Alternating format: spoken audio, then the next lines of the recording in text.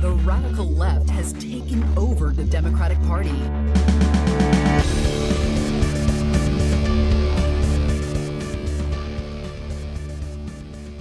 Hello and welcome to Think Progressively, covering politics and all the other chaos life has to offer. This is episode 97, recorded on Friday, July 28th from Milwaukee. I'm Joe. And I'm Jason. And on today's episode, we do indeed try that in a small town. But first, the headlines.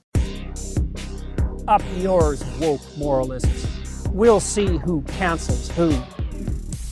First up in headlines, let's talk Hunter Biden. Crap! Criminal mastermind. Oh my god, cocaine addict and drug dealer who leaves cocaine at the White House, I guess. Just leaves cocaine everywhere, buys all sorts of firearms illegally, doesn't pay his taxes. Pretty sure he's the one training the dogs to bite everyone. Just overall despicable human being, Hunter Biden. Last time we checked in on Hunter, he was making a plea deal to get out of a weapons charge as well as tax charges, and that is no longer the case, where Hunter Biden has now pleaded not guilty after a judge has told him that she can no longer accept the plea deal. That would be Judge Mary Ellen Noriega, who demanded that lawyers from both sides make clear that the deal does not convey broad immunity offered to Biden from prosecution on his business dealings. Which, of course, I'm not sure why that's such a question, but she's the judge. Obviously, this comes after tons of pushback from conservatives who think that this is just more evidence of a two-tiered justice system. Mitch McConnell literally went on record saying that these courts are more willing to be nice and lenient to Democrats than Republicans. He actually finished that sentence? It took him a while. He had to boot up first in the end. Need I remind you that I believe, if I'm correctly, Noriega is an actual Trump appointee. Yes. Yes, she is. And the prosecutor is also a Trump appointee. Correct. So Trump is the deep state?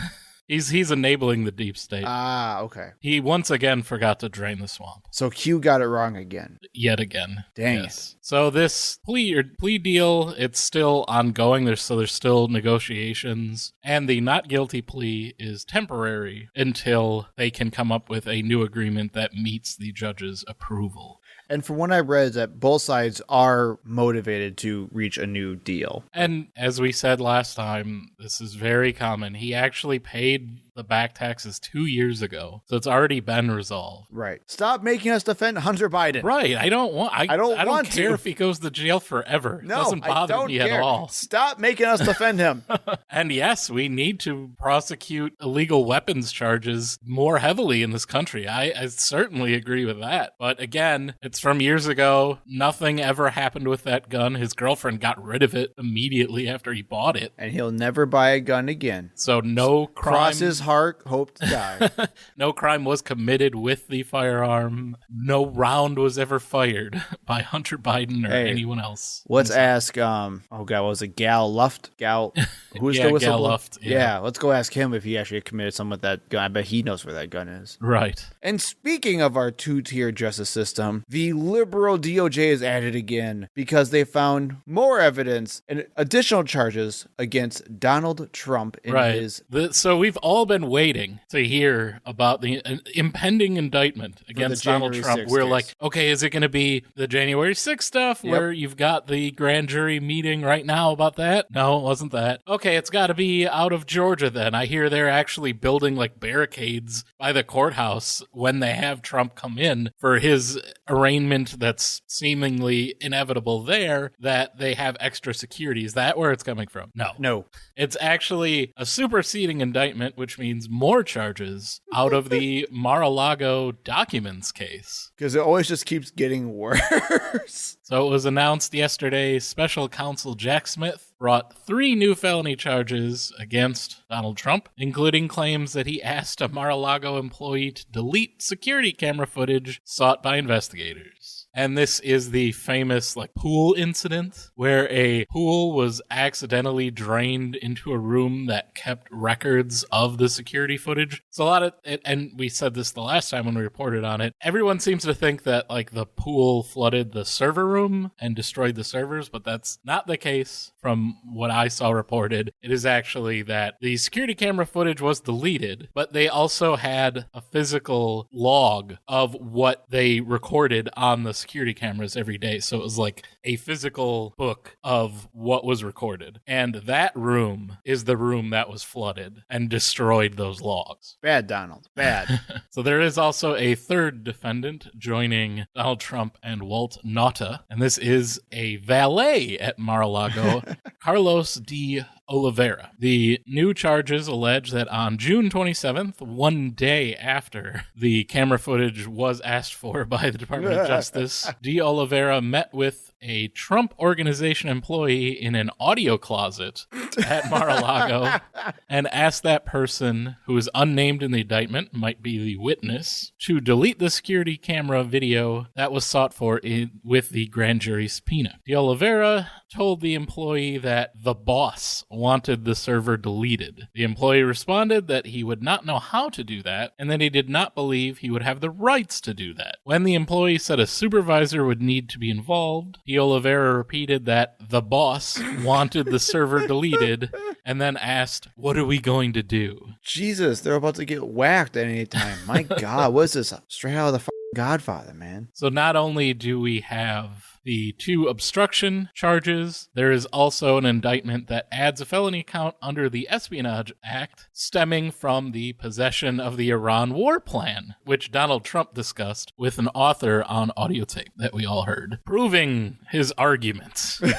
Against with aides that General Milley. Yeah, General Milley is the real war hawk. Right. He wanted to go to war with Iran. And Donald Trump has since said that he was just lying, that he had no document in his hands. He was just bluffing because he is a giant liar, which is true. So now I don't know who to believe. Well, it's even crazier, too, because you have recent polling that came out as well that still say that the majority of Republicans still believe that Trump did nothing wrong at all. And actually, he is still the by far frontrunner for the Republican primary. Yes, I believe even if he would go to jail, he might still win the Republican primary. I think, oh God, I can't remember. I think a majority of the Republicans who said that said they would still vote for him if he was convicted of a crime. It's not out of the realm of possibility. No, It would kill his general election chances. Oh my God. Could you just imagine the fact that they have to have the debates, they have him joining via video from some federal penitentiary. Oh my God. What are we doing? They got me locked up. I did everything right.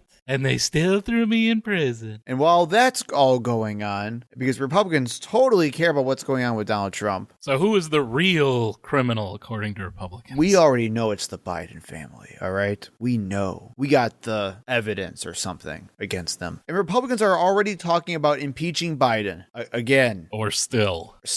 Again. Another time. I'm trying to think of other words to say again, but I have no synonyms right now. I need a thesaurus. Okay, and Jason, this was, I love this. I put both headlines in because I thought it was the funniest thing I've ever seen. Literally, I have an NPR article that says, McCarthy says info about Biden family rises to a level of an impeachment inquiry. And then literally 5 minutes later, I have another article that says, McCarthy edges back from the brink of Biden impeachment inquiry. Because this all comes back to, again, the supposed Biden corruption with said whistleblower, what do we say it was? Gal Luft or whatever. Gal Luft. Yeah. The international criminal. Right. And more on the run. Evidence, information is just pouring out. It's coming out. It's like a waterfall of here. Just all this horrible evidence of corruption that no one has. But they heard that a guy might have some tapes. All we literally have is what Gal Luft supposedly said that one time. And that is what we were going on. Republicans have nothing, man. They have nothing. I would like to actually let this go through. I don't think there's even enough Republicans in the House that would vote for impeachment, but I hope there is. Oh, it'd be great. And they have the hearings, and they have all of their evidence, which is absolutely nothing. And that also never stopped Marjorie Taylor Greene from doing the craziest thing imaginable, because she once again started screaming on the House floor, calling for impeachment of Joe Biden immediately and expunging Donald Trump's impeachments. Which is not even a thing. No, it is not. There is no mechanism to expunge a previous president's impeachments. It happened. He was impeached twice. There's no way to takesy backsy.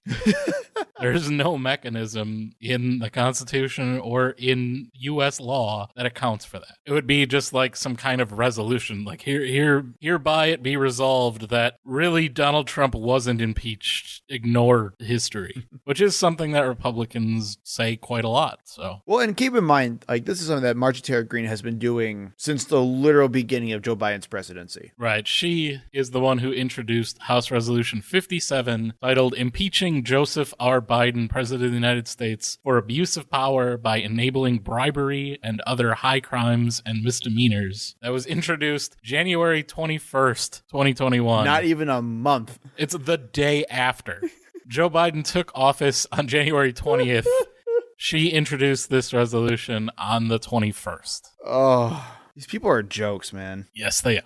Speaking of people who are jokes. Oh, our segues are on point tonight. I'm just going to say that. We'll go down to Florida, big surprise. Oh, yeah, that's a joke, all right. Where Florida has approved new school curriculum from conservative propaganda outlet and not an educational institute school of any kind, PragerU, which is a YouTube channel created by Dennis Prager, Christian nationalist and super conservative. He's a Jew who spouts Christian nationalism, just like Ben Shapiro, basically. And we're not going to spend a ton of time on this or really go into it. If you know PragerU, I don't need to explain why this is horrible. They are just super conservative propaganda machine. That's what they are. And it's nakedly. It's not even close to being like, well, there's some conservative leaning in there, but it's mostly... No, it is just straight, the most extreme propaganda you can get. And if you want to go through it, Media Matters will link to it. Has a whole breakdown where they look at the PragerU kids content and they go over how they basically puppet literally figures like Booker T. Washington, of course, Martin Luther King Jr., to push things that they would never have said while they were alive and push all of their conservative propaganda. So in no way that children should be exposed to this stuff in school. If parents want to show it to their kids at home, whatever, it's not like you can do anything about it, but it should never be pushed by the state, like tax dollars going to propagandize children. Well, it's just another dismantling of education. That's all it is at the end of the day. I mean, what else do you call it? And they would say, of course, oh, they're just fighting back against all of that progressive liberal propaganda that's with their multi-million-dollar media company that literally bought their way to all these views. Oh, and they're definitely backed by billionaires. They are absolutely. That's what I mean. By the Koch Foundation.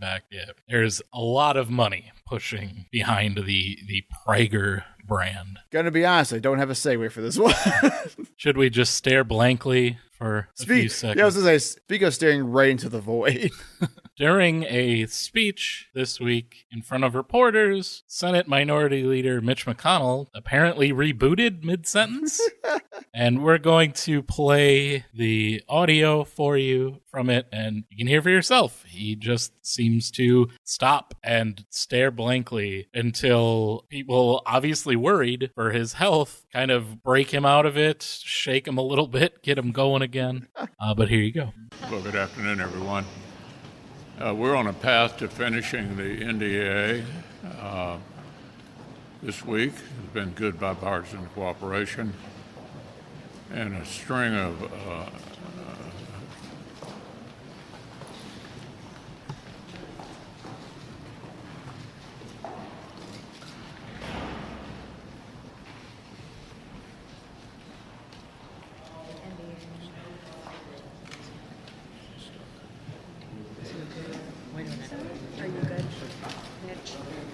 Okay, Mitch. Oh no, Mitch, come back to us. Oh dear. And he just looks terrified. or something happened. When he is like coming back and he doesn't know what's going on or where he is. And he, to his credit, he just stood up. He did not go. I would have maybe taken him to the hospital. Right. But instead, he just stood there while somebody else finished up. And he did go back and answered questions after and pretty much ignored any questions about his health other than to say that he's fine and tried to laugh it off. But clearly something happened there. And I've seen similar things. It's called a absence seizure, and that is exactly what it looks like. Where literally mid-sentence, you just freeze. People they just freeze and they kind of stare off, and then eventually they come back. But as far as I know, that's something that it usually happens in kids, and you grow out of it as you get older. So I'm not sure, what's going on. Yeah, if there's similar things in adults, I don't know. It's very hot outside because Mitch McConnell refuses to do anything about climate change. And obviously in DC, it is a swamp, as they say. It gets very hot there. I don't know if he was having issues with medications. I have no idea, but something happened. Some sort of neurological event happened. And Mitch McConnell is in his 80s. We know that he fell. There was that video where he got a concussion and bruised or broke his ribs. Well, you remember that hand thing that happened too? Right. His hand was all blue.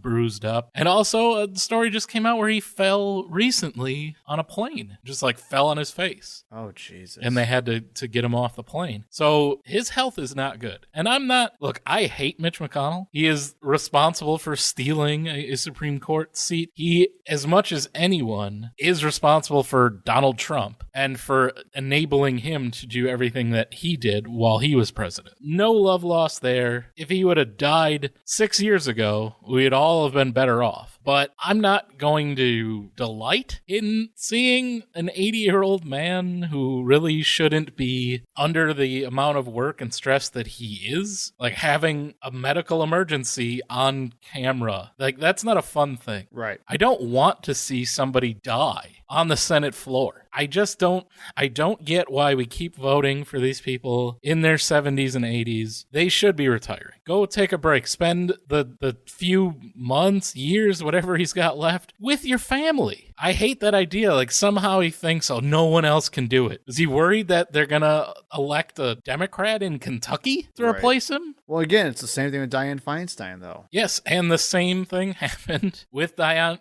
Feinstein. Not the exact same thing, but we also had another event on Thursday with Dianne Feinstein where she was in the middle of voting. So the debate period was over, and they're literally just getting, you say aye or nay. Yep. And that's it. And she clearly didn't know where she was and started debating the bill that was up for a vote and had to be told multiple times by the representative next to her, just say aye. So we'll play that for you. Clerk will call the roll.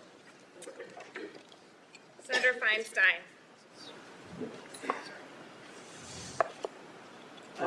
Say aye. Pardon me? Aye. Yeah. Just say I would like to support a yes vote on this.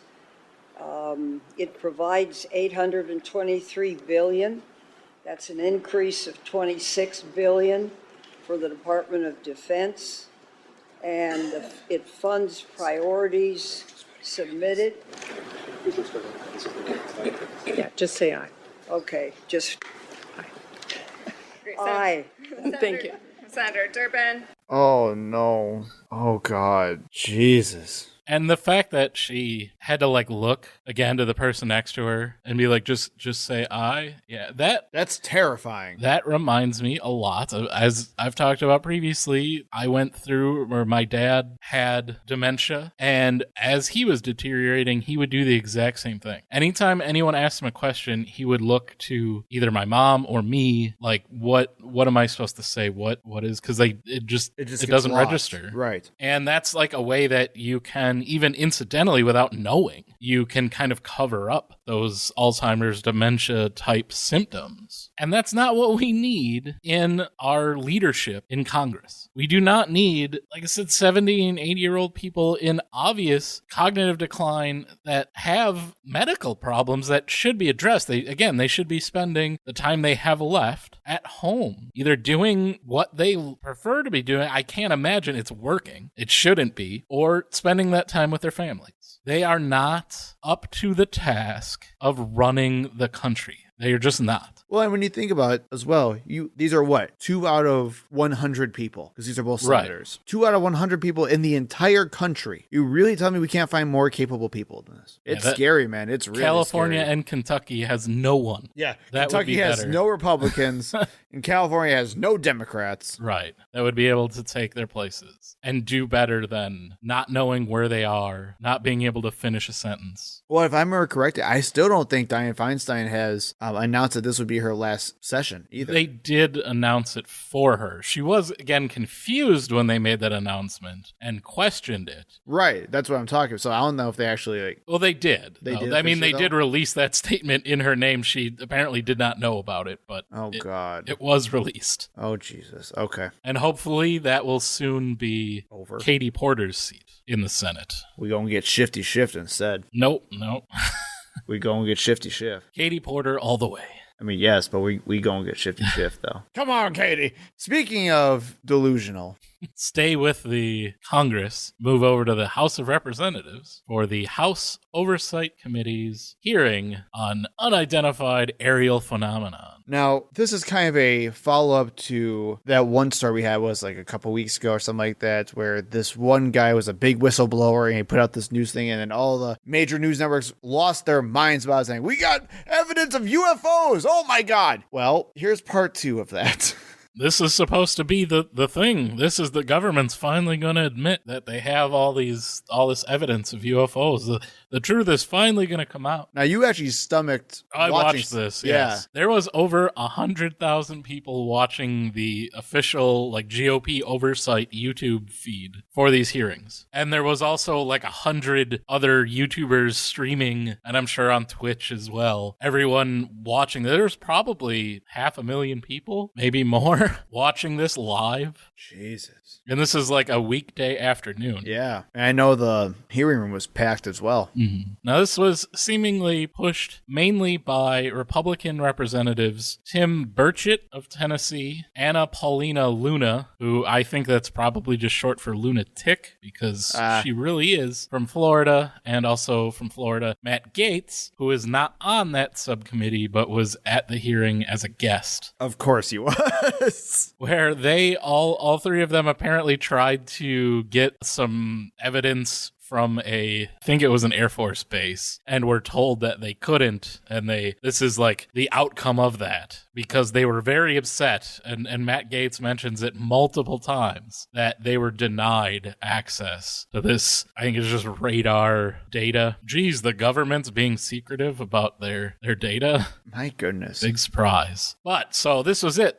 We're finally going to get the information. Instead, we really got nothing. David Grush talks a big game, went on News Nation, and wouldn't stop bringing that up during every time they asked him a question. He either said that he couldn't answer, or that if you go back to my News Nation interview, I answer this question. Why don't you tell us now? You're in front of the entire country. Trust me, more people right now are watching this than I'll ever see that News Nation interview. Tell us what you want to say. This is your big time. This is what you wanted. This is what you're fighting for. And you also have to keep in mind, even though he doesn't currently work for the government, because he did have top secret clearance, in order to not be charged like a former president by revealing top secret information, everything he said had to be cleared by the Department of Defense before he even said anything. So to get that straight, he has top secret information of a government conspiracy that got approved by the government. Right, that they said, yes, you can say those things. Anything that is considered classified, you can't reveal, but you can say that the government has spaceships and alien bodies. Yeah, that's fine. We can't legally stop you. And I wonder why that would be. Why would that information not be classified? Probably because it's a load of crap. Yeah, probably because it's a lie. But we've got a couple clips to play for you. First, I'm ready. We're going to play a question from South Carolina Rep. Nancy Mace, asking him point blank if the government has recovered pilots from crashed UFOs. If you believe we have crashed craft, stated earlier, do we have the bodies of the pilots who piloted this craft? As I've stated publicly already in my News Nation interview, biologics came with some of these recoveries. Were they, I guess, human or non-human biologics? Non-human, and that was the assessment of people with direct knowledge on the program I talked to that are currently still on the program. Well, there you have it. He heard from someone else. That's his evidence. Not that he saw it, not that he has hard proof, that he talked to someone who told him. And that is the best that you get out of him. That's everything. If you want the evidence that came out of this hearing, there it is. Some guy told me. Cool. But I can't divulge who it is because national security. Great. And actually, there is the next clip that I want to play is from Missouri Rep. Eric Burleson, who actually asked some good questions. And as a result, we all got a nice lesson in holographic extra-dimensional beings. I'm sorry, what? Well, let's listen. You've said that the U.S. has intact spacecraft. You said that the government has alien bodies or alien species. Have you seen the spacecraft? I have to be careful to describe what I've seen firsthand and not in this environment, but I could answer that question behind closed doors. Yeah. And have you seen any of the bodies? That's something I've not witnessed myself. Okay, and so with that being said, and the other statement that has been made that was intriguing to me it's intriguing because my view has been that we are billions of light years away from any other system, and the concept that an alien species that's technologically advanced enough to travel billions of light years gets here and somehow is incompetent enough to not survive Earth or crashes is something that I find a little bit far-fetched. And with that being said, you have mentioned that there's interdimensional potential. Could you expound on that? Yeah, to answer your first question, and I'm here as a fact witness and expert, but I will give you a theoretical framework, at least to work off, to kind of espouse crashes, regardless of your level of sentience, right? Planes crash, cars crash. N number of sorties, however high, a small percentage are going to end in mission failure, if you will, as we say in the Air Force. And then in terms of multidimensionality, that kind of thing, the framework that I'm familiar with, for example, is something called the holographic principle. It derives itself from general relativity and quantum mechanics, and that is, if you want to imagine a 3D object such as yourself casting a shadow onto a 2D surface, that's the holographic principle. So you can be projected, quasi-projected from higher dimensional space to lower dimensional. It's a scientific trope that you can actually cross, literally, as far as I understand, but there's probably guys with PhDs that we could probably argue about that. But you have not seen any documentation that that's what's occurring? Only a theoretical framework discussion, yes. Okay. Okay. Okay, Jason. There you have it. Jason, hang on. Quasi-dimensional framework. What? This was after he said he was an expert witness? Yep. You've got to be kidding me. You got a theoretical geometry of the universe that is just, again, purely theoretical. No evidence, can't even be disproven, which is part of string theory, which is another theoretical framework, not proven. A lot of physicists will dispute that that is even accurate. Can't be proven or disproven with the technology we have. And he's based on those two theoretical things. He comes up with this science fiction theory that, well, maybe they're not aliens from outer space. They're interdimensional aliens. They're from dimensions that we can't see. But again... But we can see them, apparently, because that's what these hearings were all about, was like people seeing UFOs. But again, Jason...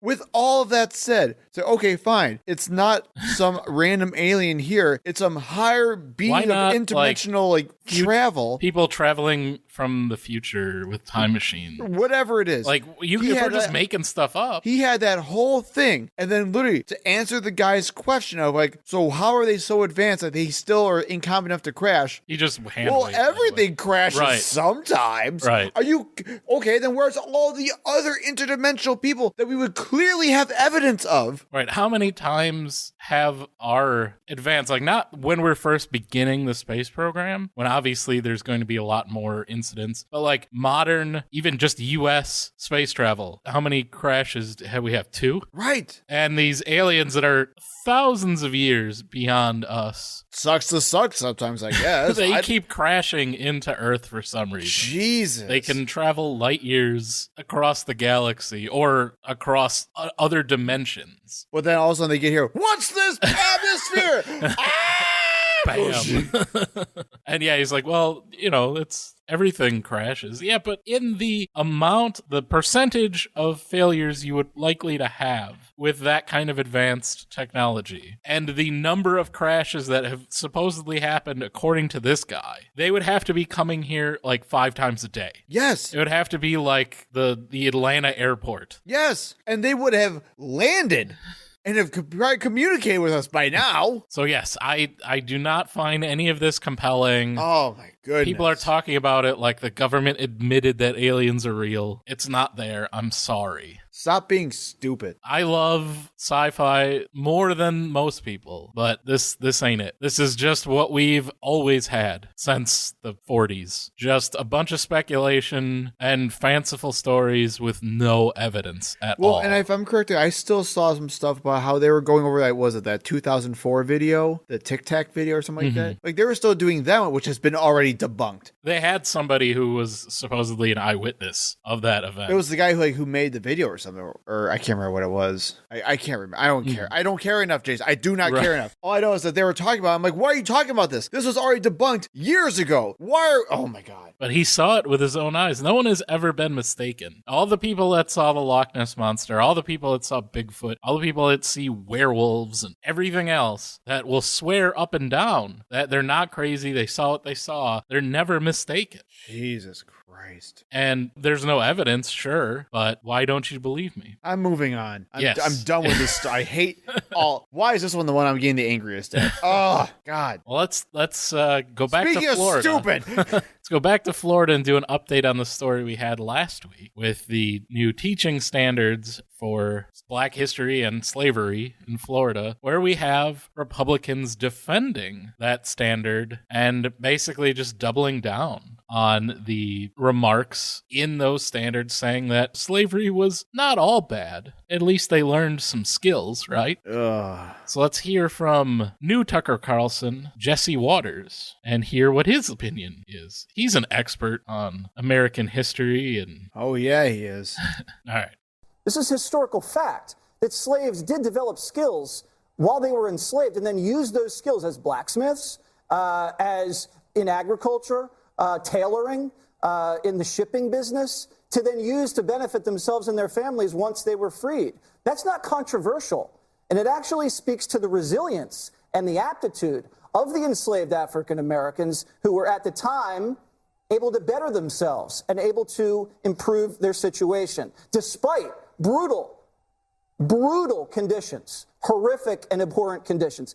See, I'm not racist because I'm talking about how good the black people are, right? So, first off, if anything, I'm anti-racist, okay? Let's just say slavery was across 200 years, Jesse. Not every slave was freed. But the ones with grit and gumption fought their way to their own freedom. That's what I saw in the Florida textbook lately. So, generations upon generations, like think of 200 years and how long that is, right? Or 1823. Go back that far. For 200 years, every slave died in slavery. Yes. Any skills they developed died with them in slavery. They just used for the benefit of their master. Yep. They got nothing out of whatever labor if they were tailors. And man, he used shipping too. What? Ooh. They learned shipping. We brought them over on boats. They were experts at shipping. This is where we are now, man. Everything they learned, they did not benefit from at all. 0%. There were some slaves that happened to be alive at the end of slavery. And if they were able to live beyond that brutality, maybe they were forced to learn some skills that could then be marketable. That's not overall a benefit to them. Like, no. It's fine that you had to work for free for the majority of your life. and you never earned a penny. Now you know how to make horseshoes. Well, okay, and let's be real here, Jason. Africans already knew how to have blacksmiths. That's what we said last week. This is so dumb. This is so freaking dumb. They would have learned skills on their own, too. Oh, my God. There were no benefits to the slaves in slavery. That's the problem. That's the argument. It's not that, well, once slavery was over, there was no value to the labor that the freed slaves had. In fact, we know that it had value because everyone kept trying to take it again. As we talked about in previous episodes, when they were arrested for basically nothing so that they could be sold to businesses in order to continue the free labor that they had already been doing. Yes, there was value. That's why they were a commodity. The problem is when you say that it was a benefit to them. There was no benefit to being a slave. I'm sorry. If Jesse Waters thinks it's such a benefit, why doesn't he go work for a blacksmith for free for 5 years, 10 years, if it's such a benefit? Because it wouldn't be. Right. And that's the problem. But we still have... I have another clip, Jason. Yes, there's another clip where you would say, well... You thought that was bad. At least they won't say that the Holocaust benefited the Jews, right? Greg Gutfeld would beg to differ. It made me think, as someone, obviously I'm not black, but I'm Jewish. Would someone say about the Holocaust, for instance, that there were some benefits for Jews, right? While they were hanging out in concentration camps, you learned a strong work ethic, right? Maybe you learned a new skill. Did you ever read Man's Search for Meaning? Vic Frankl talks about how you had to survive in a concentration camp by having skills. You had to be useful. Utility kept you alive. Well, there you go. Yep, you learned how to survive in those concentration camps. It was really a benefit to almost get genocided. Jason, I can't believe we're doing this. I can't believe we're at this point. I don't know why he thought this was a challenge. When she was like, would anyone say that and Greg Gutfeld's like, I'll say it. Yeah, I'll raise my hand. Defend Nazis? It is Fox, after all. Jesus Christ, man. Like, where are we supposed to go from here at this point? Yes, I mean, you just said it, but this isn't some crazy off-hinge random YouTube channel or on 8chan crap. This is Fox News. This is supposed to be mainstream Republican talking points right now. And this is where we are. What do you do with this at this point? Where we're now arguing about the benefit of slavery and the Holocaust. And just as an FYI, they were talking about how Vice President Kamala Harris called out the slavery thing. And Greg Gutfeld's trying to bash her by saying that the Holocaust benefited Jews. That's not the gotcha you think it is, Greg. Right. And this is, again, an argument so that you can say, you don't need to pay reparations. Because they got skills. Right, to the descendants of slaves because, hey, they were taught how to mend clothes and to grow cotton. That was their payment. And this is what is being, again, the whole reason we're talking about this is what the state of Florida says has to be taught to children in that state because of the Stop Woke Act written by Ron DeSantis. Do you think children in Florida are getting a good education? Or do you think they're going to be, especially now with the PragerU stuff coming in, kidding. They are all going to be basically indoctrinated with this conservative nonsense. This is the idea, man. This is the game plan. M&Ms will not be satisfied until every last cartoon character is deeply unappealing and totally androgynous. Until the moment you wouldn't want to have a drink with any one of them. That's the goal. When you're totally turned off, they've won. Boy, ain't right. Foxed in the head this week. Have you participated in Barbenheimer this weekend, Jason? I did not. I do not really go out to see movies. You are. I feel like I have to say this every week. I don't go anywhere. You are a heathen. Did you see him? No, I didn't see him. Oh, wow. I didn't say I wasn't. Eventually, when I can just... I'll get there soon enough. Download them for free. I gotta be honest, man. So for this week's Fox in the Head segment, Republicans are throwing temper tantrums over Barbie. And I'm gonna be honest, Jason, they are selling the crap out of this movie for me. I have not wanted to see this movie more until I've been diving more and more into all these crazy tantrums from Republicans about this movie. It does seem like I thought, okay, they're going to go at Oppenheimer, because from what I hear, it's very like, we probably shouldn't have dropped 2 atomic bombs on Japan. So I could see him being like, oh, the wokes, they're trying to rewrite history. But no, of course it's the Barbie movie, because they're not really that interested in arguing the nuances of whether or not they think the Japanese would have surrendered without Hiroshima and Nagasaki bombings. Instead, they're going to go after the Barbie movie. So let's talk about some of these tantrums. Let's start with Ginger Gates, Matt Gates' wife. Of course his wife's name is Ginger. Right. And now I don't know anything about this. I just thought it was kind of funny that I kept seeing pictures of the happy couple, the Gates. I did see the red posts, carpet premiere. Yeah, where they're in front of the Barbie backdrop, and then she takes a picture in the, like, I'm a Barbie doll box with the, like, fake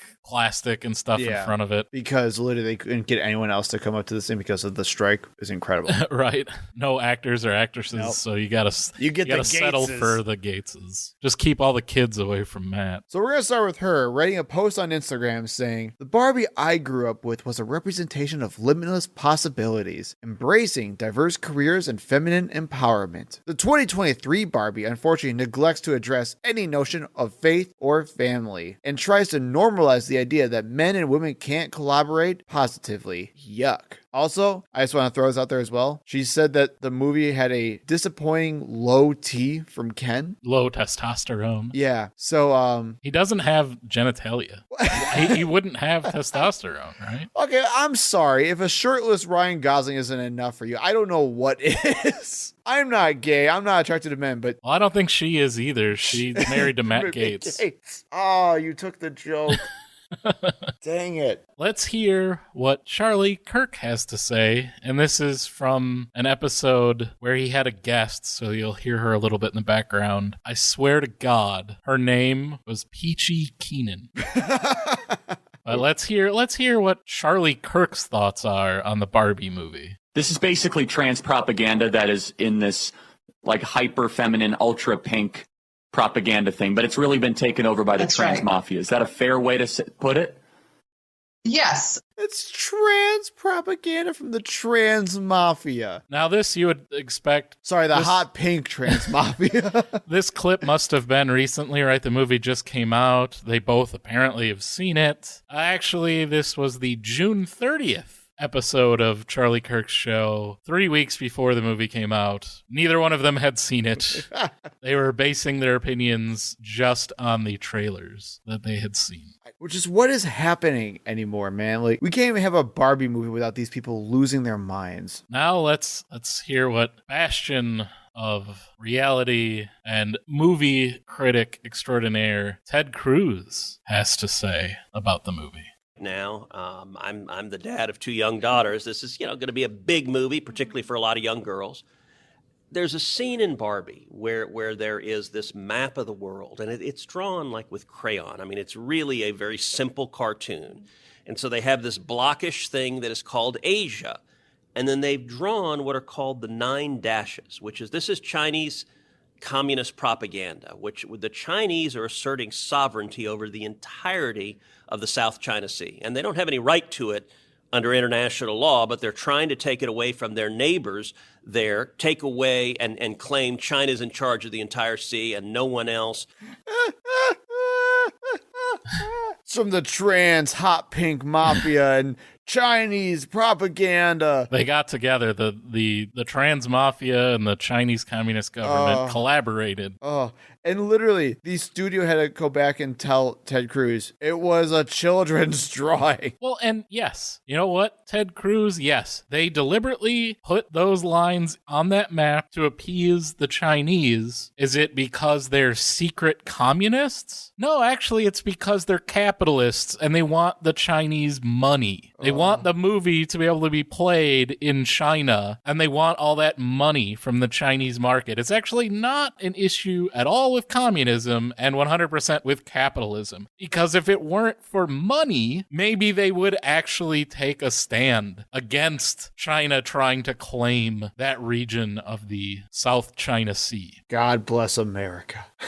So, once again, Ted Cruz is an idiot and doesn't know what he's talking about, and instead wants to just stir up anti-Chinese hate and fear-mongering instead of confronting the actual problem. And let's finish it off with our main man, Ben Shapiro, who did a 45-minute destruction of the movie. Which I didn't listen to at all because he starts talking about the plot. And I don't. Jason, did you watch the first 3 minutes? Yeah. Where he set a Barbie doll on fire. Yes.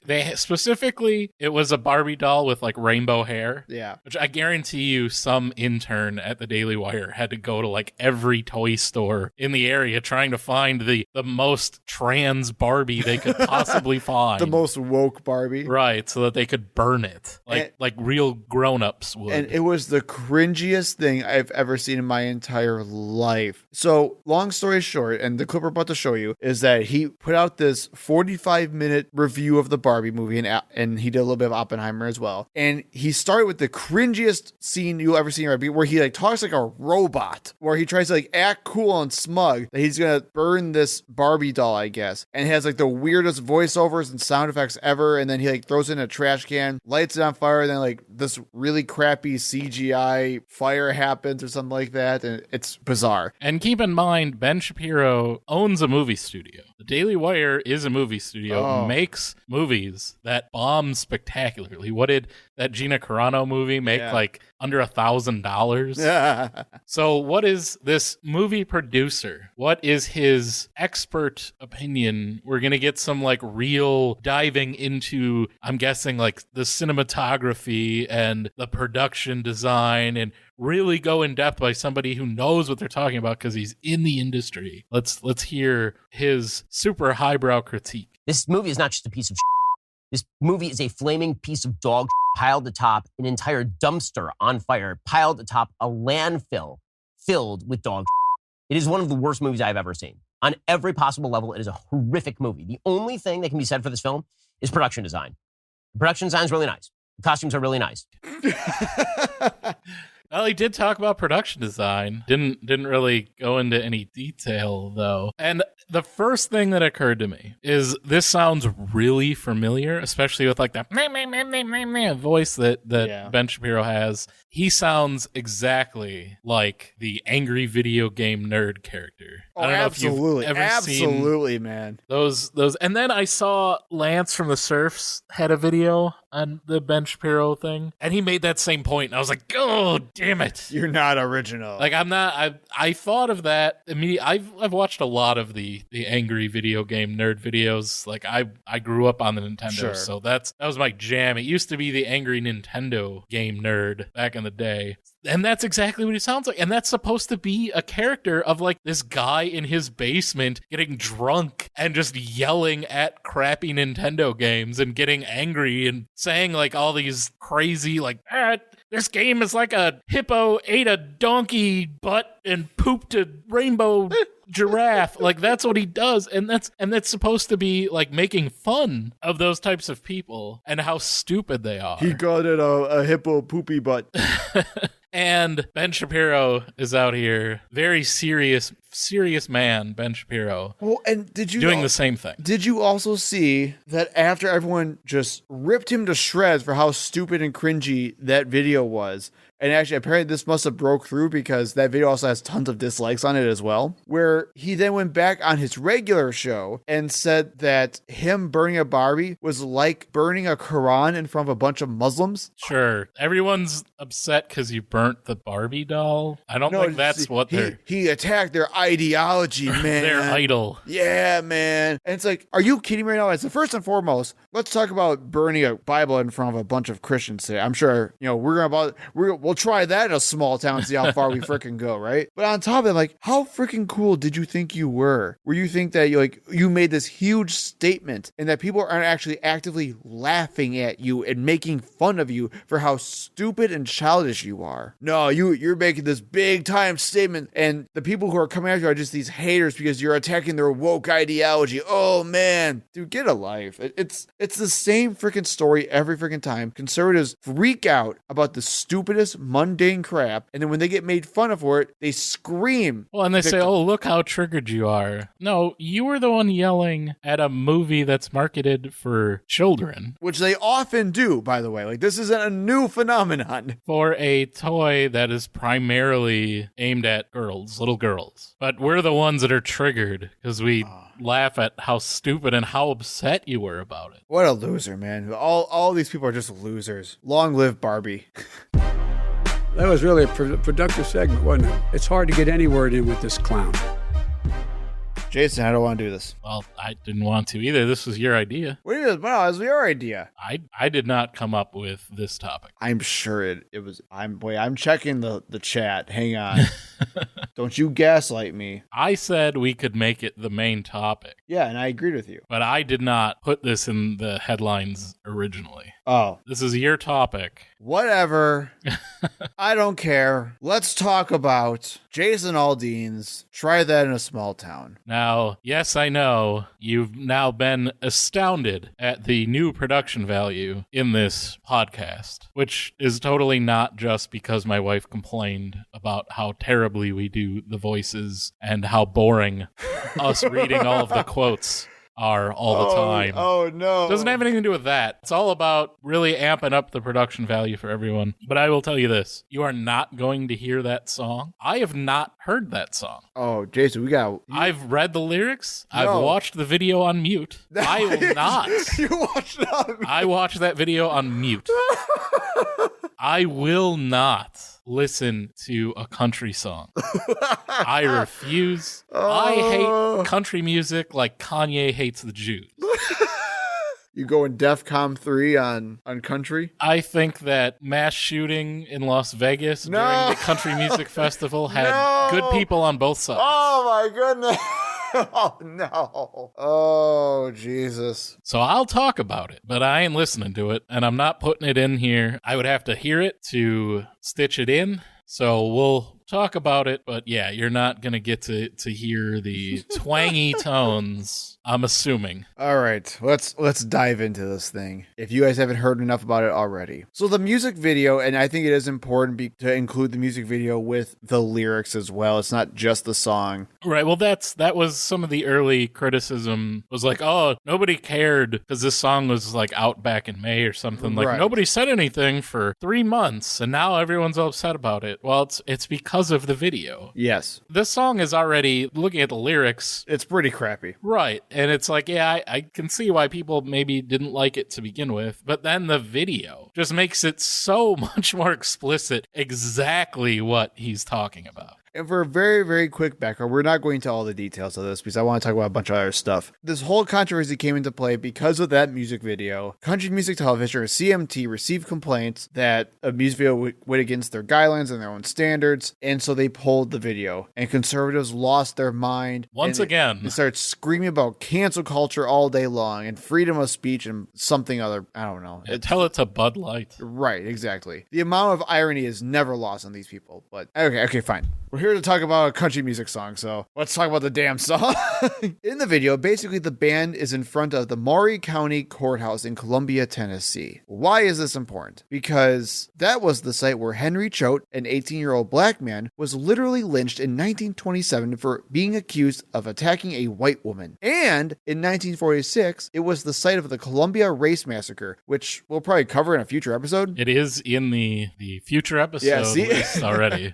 So, great place to pick a backdrop for a very anti-BLM song. Now, okay, Jason, I want to talk to you about this, kind of go off script a little bit. I do think there is a little bit of merit in saying that the people could have been completely ignorant, and this was not done with the intention that a lot of liberal people try to make it out to be. Like, oh, we did a pro-lynching song because that's why we chose this particular courthouse and blah, blah, blah, blah, blah. But here's the problem with that. Sure, they could have been completely ignorant about all this stuff, and And I'm not even going to pretend that I knew this. I'm going to grandstand over Jason Aldean for knowing this because I learned about this only because of this particular video. But to learn that and then to double down. Right, and to not apologize. Yeah. Oh, crap, that was not a good idea. That's not what we wanted to do at all. I'm so sorry. Let's make a new video. Right. No, you double down instead, and that's what makes you a dick. So we got that back front first. On the courthouse are projections of numerous clips from different riots being played all throughout the song. And there's newspaper clippings that go up, and even one of those is like literally about someone being run out of town for supporting the rights of black people in their town. So it's someone knew what they were doing.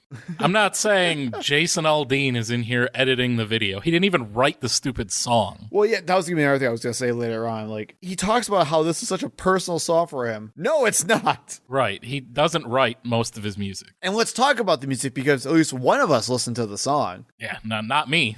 So I have, as a musician, I have some music notes. First, this song is terrible. I could have told you that. Well, sure. It is an awful and lazily written song. And it's not even because of the politics, all right? It reminds me so much of those like really crappy like contemporary Christian music versions of like actual good pop music. And they try just to do their own rip-off version. That's exactly what the song reminds me of. It's just a really crappy Christian rock hit that for some reason can't find a melody to save its freaking life. Number two, I love the irony of the song using an electric bass and clap, which means nothing to you, Jason, because you didn't hear the song. And I'm also not a music guy. But so even hearing that means nothing to me. You would actually probably know it where if you listen to like any electronic or pop song, you hear like synthetic bass and synthetic like snare or claps, right? You don't actually hear a drum set in a lot of pop music today, right? Right. That's what I'm talking about. See, like back in like the late 2010s, there was like this huge range of country music that started incorporating synthetic and like more pop-like percussion instruments into their songs to appeal to younger audiences because guess what? Country music sucks. It does indeed. So the fact that they're using electronic and synthetic percussion equipment, which are staples of hip-hop and pop, to then also call like mainstream music and the mainstream media and all this other crap is bonkers to me. You ain't gonna see like little Timmy out in like freaking Winnebago with like a population of 500 with his like 808 bass and like professional synthesizer equipment, for God's sakes. And then number three, this you probably can comment on because you always saw the video. Mm-hmm. Everything about this band is ridiculous.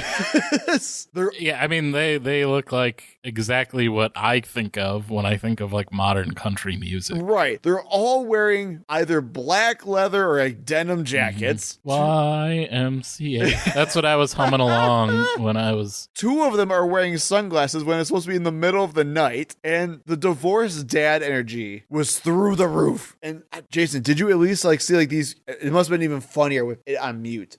Like watching these musicians just try to jam out and rock, and they look so corny and ridiculous. I was not surprised at all. I was mostly just trying to watch for the things that were more feeding into the controversy, sure. Like the courthouse. I'd read all this ahead of time, the newspaper, what the footage was that was on top of everything, rather than critiquing the corniness of white country musicians. I will never not critique the corniness of white country musicians, my friend. I am not. I feel like that's kind of a given. So let's jump into the actual song itself. I'm going to read you the lyrics, Jason. You can stop me to interject whenever you like. Sucker punch somebody on the sidewalk, carjack an old lady at a red light, pull a gun on the owner of a liquor store. You think it's cool? Well, act a fool if you like. Which these are all stereotyped, and even like one urban myth here, right? Like the knockout gang. Yep. That's coming to a city near you. Yep. And it's stereotypically like black teenagers, carjackings, who stereotypically committing those types of crimes, robbing a liquor store. Honestly, to me, that's more of a white redneck crime, but I was just whatever. Say, I'm sorry. Have there not been any liquor stores in small towns that get robbed? Right, it's the only place you can rob usually. And even the act of fool is very stereotyped language as well. To me, and again, I'm not listening to it. I don't care. Just reading those words, I think it's very clear what group this is targeted at. And yeah, I wasn't complaining in May, but you know what? I never would have seen this song my entire life had this not been a huge controversy. So yeah, I would have never seen this until now. But yeah, that's pretty bad. Just right off the bat. That's the first verse, man. Our second verse. Cuss out a cop, spit in his face. Okay, I can get behind this. Stomp on the flag and light it up. Yeah, you think you're tough. Well, try that in a small town. And I just... So some cop boot looking. No kidding, man. Like, so what is it even supposed to be implying here? First and foremost, what happened to the freedom? We love the star-spangled freedom of this country all day, all night. That's just gone, apparently. So is Jason Aldean saying that we wouldn't have the right to free speech if I cuss out a cop for doing something wrong? I would argue I have the free speech to do that. Stomp on the flag and light it up. That is... Are we saying we don't have the free speech to do that? That is protected. That was there's settled nothing law. Illegal. You're right. But not in Jason Aldean's small town that he doesn't come from. So we do that. Let's get to the chorus. So try that in a small town. See how far you make it down the road. Around here, we take care of our own. You cross that line, it won't take long. And it sounds like lynching, right? This is describing a lynching. That's literally what I put. I'm like, what the hell is he even going to do? Are they just going to kill everyone?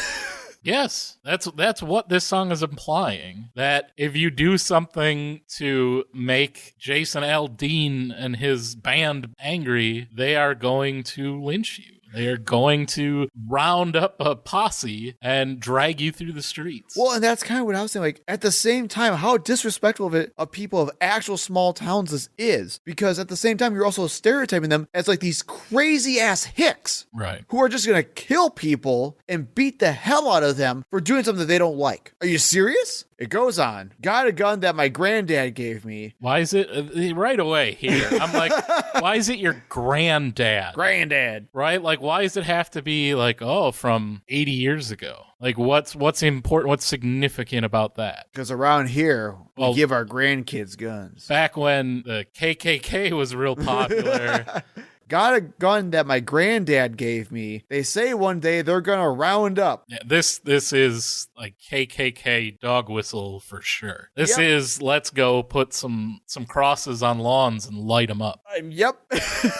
Well, that shit may fly in the city. Good luck. And then he goes into the chorus again. We're not gonna talk about. And then the last verse, full of good old boys, raised up right. If you're looking for a fight, try that in a small town. And good old boys is of course slang for racist hillbillies. Right. Now, because you didn't listen to this, Jason, you didn't know where the words matched up to the audio or the video. But guess what kind of people they were showing when they were talking about the good old boys who were raised up right. This is where they literally started showing clips of white people fighting against the black people. And they also started showing these clips from like old-timey footage of people from small towns, like happy families, girls playing hopscotch. You want to guess what race these people all were? Mexican. These people were so white and delightsome, Joseph Smith would be proud. I even had to try to rewatch the video a couple times, Jason, just to make sure that I didn't miss a black person being shown in a positive light. Not one. Not one was being shown in a good light in this section. And the only, the closest thing I saw to a black person being shown in a positive light was when we had a whole row of police officers and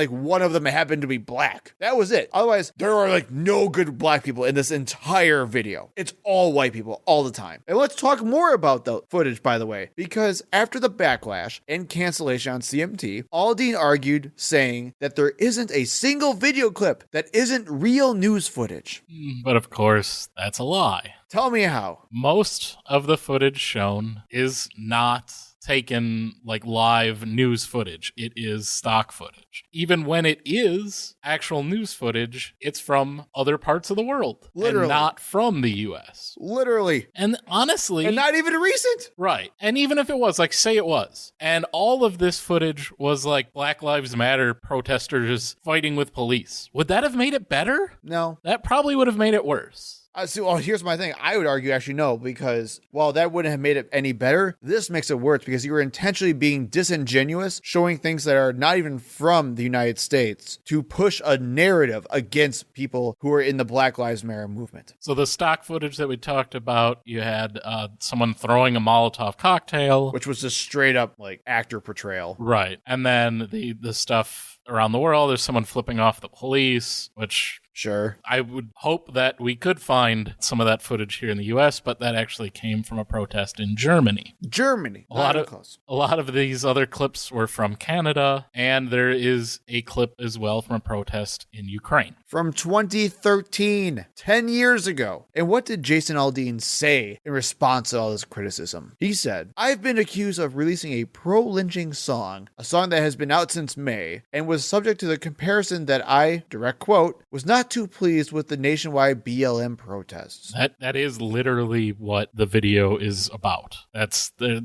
There is no, I don't see how you could ever say, I'm not against Black Lives Matter protests. That's what your song is explicitly about. We're saying implicitly there's this other stuff of the lynching and then my granddaddy's gun and good old boys are gonna round you up. Those are things that are implicit. But explicitly, spit on a cop's face, stomp on the flag, try that in a small town. That's saying we don't agree with the protests against police brutality. In fact, we're for police brutality. As the police aren't being brutal enough, me and my friends will help them out. Right. That's not implied. That's not a dog whistle or a hushed tones kind of thing. That is the out and out straight reading of this song. It's all of the other stuff that we just talked about, and the being in front of that particular courthouse and the way the video is edited. All of those things are the kind of like wink and a nod to all of the racists. We talked about that during our midterm ads episode. Right, the Ron Johnson ads in particular. Against Mandela Barnes. Like, we were also talking about in Pennsylvania where you had Dr. Oz doing the same exact racist tactics on purpose to try to defeat John Fetterman. This is a tried and true method to take racial resentment and amplify it to push an agenda. This is 100% what that is. Aldean also noted, by the way, that this song's about, quote, the feeling of a community that I had growing up where we took care of our neighbors regardless of differences of background or belief, because they were our neighbors and that was above any differences. My political views have never been something I've hidden from, and I know that a lot of us in this country don't agree on how we get back to a sense of normalcy where we go at least a day without a headline that keeps us up at night, but the desire for it too, that's what the song is about. What was the small town that Jason Aldean is from?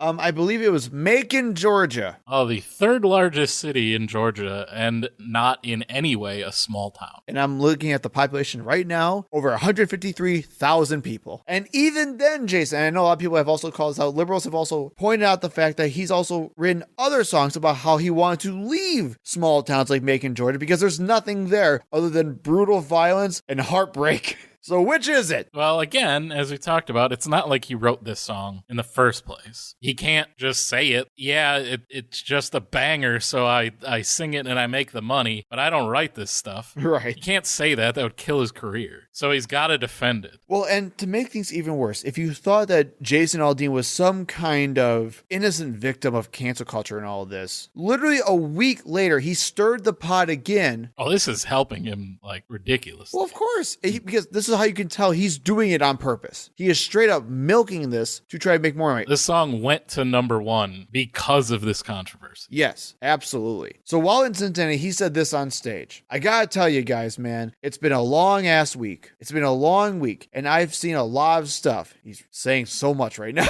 I've seen a lot of stuff suggesting I'm this, suggesting I'm that. Here's the thing. Here's one thing I feel. I feel like everybody's entitled to their opinion. You can think something all you want. Doesn't make it true, right? So cool. We're doing the whole everyone's entitled to their opinion thing. That's great. I'm glad we're doing that now, Jason. What I am is a proud American. I'm proud to be from here. I love our country. I want to see it restored to what it once was before all this bullshit started to happen to us. I love our country. I love my family, and I will do anything to protect that. I'll tell you that right now. I'll tell you what. I know.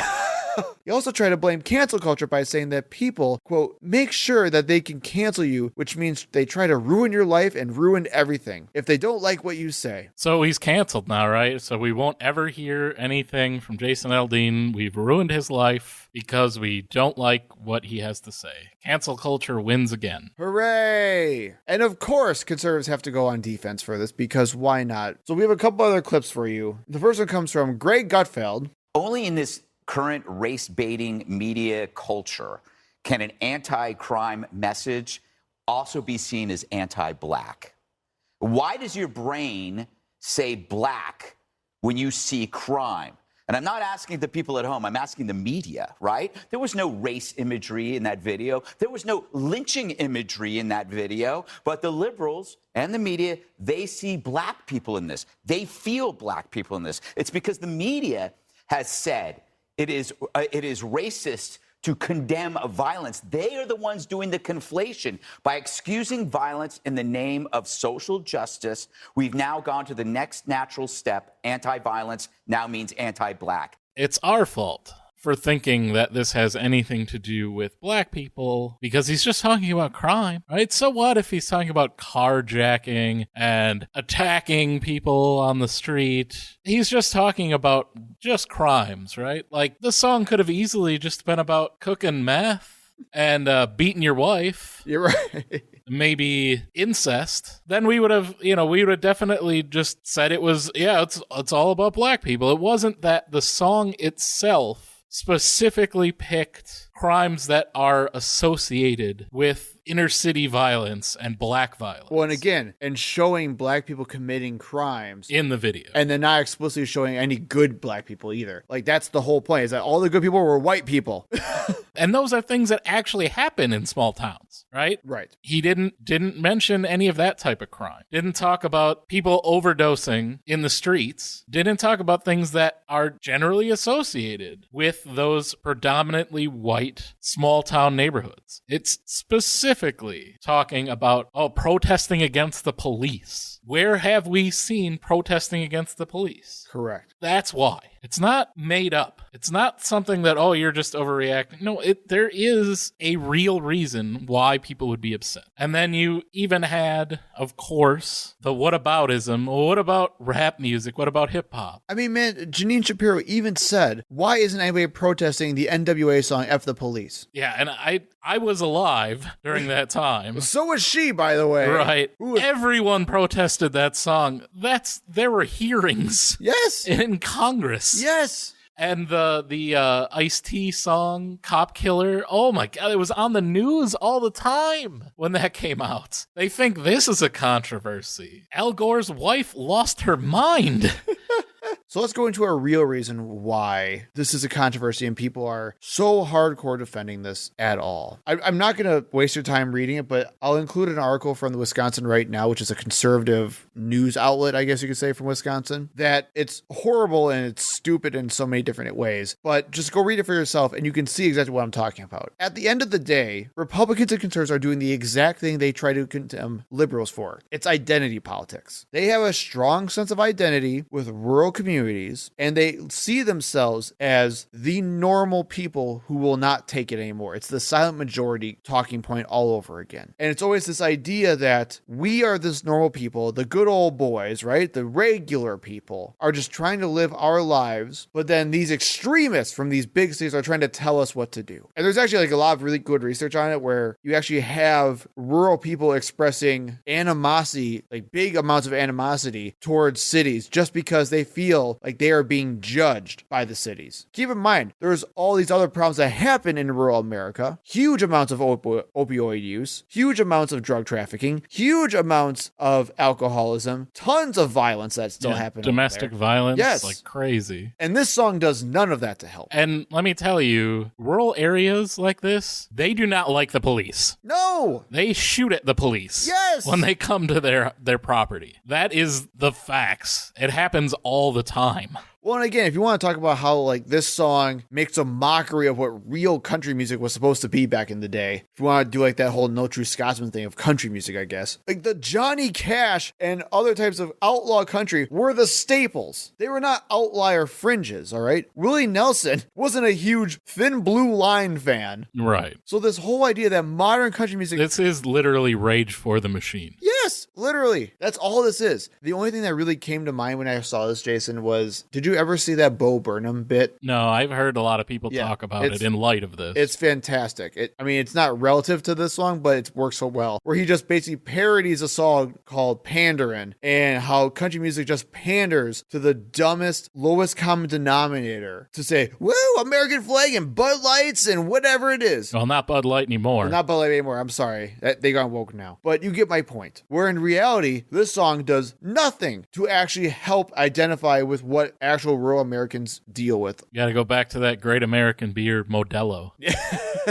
Also owned by InBev. So to just reiterate one last time, people aren't just offended. They don't have their feelings hurt. And they're not trying to do whatever Greg Gutfeld and Janine Pirro and Joe Rogan are always trying to say, which is like, we try to look through everything with the race card. Go back to our other episodes where we talked about actual racist strategies and how this has been done time and time again. And sure, Jason Aldean could have been ignorant to all of this. I'm not saying he did this all on purpose. But even then, he's continuing a narrative that has constantly shown to push racial resentment toward people of color in this country as the stereotypical thugs and hoodlums that we hear over and over again. And that's the real reason why people are upset. And just like we talked about last week, where all of the anti-trans rhetoric is leading to a conservative pushback against gay rights in general, in the same way, this type of hate speech, which is what this essentially is, this is inspiring negative attitudes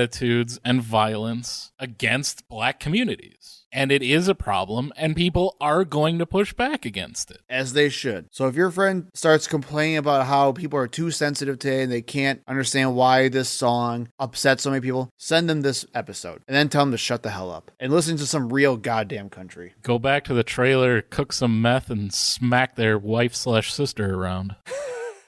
Thank you for listening. We hope to see you in the next episode. You can find us on Facebook and Twitter at ThinkProPod. You can email us at thinkpropod@gmail.com. And remember, when in doubt, think progressively.